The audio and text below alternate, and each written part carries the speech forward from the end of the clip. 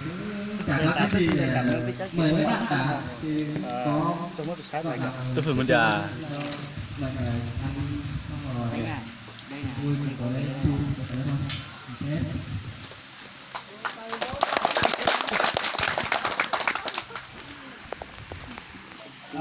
chém đấy của nọ à.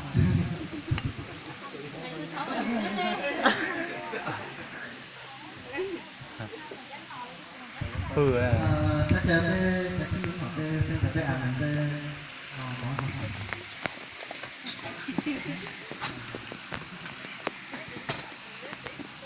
tức là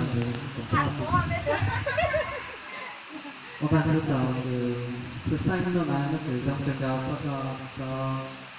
cho phòng công bằng cho người giao nó cho người sự sau nhau đi cho trường trung anh người giao vấn đề các phòng công bằng của các trò người giao từ tí người giao từ tí từ tí giải được người xa nhà sẽ tăng lên đó để nó bên học bằng rồi trong đó rồi biết đến chứng minh của cái mà cũng là giải sư nó qua phòng công bằng và bên ngoài thì cháu biết đến chúng ta được đấy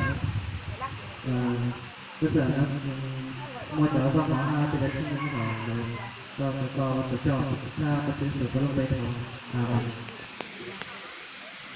đây bây giờ xin hỏi thẳng cái nó lửa à? Lửa à?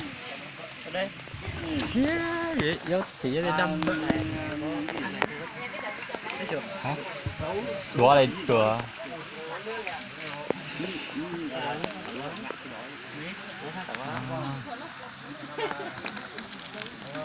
Các bạn ta cũng có ăn gì à?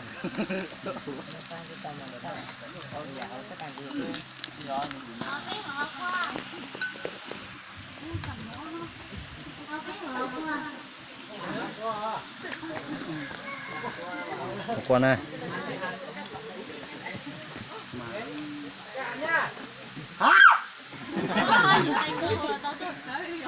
Anh ơi, anh mua lên kia no bụng quá anh rượu nhá.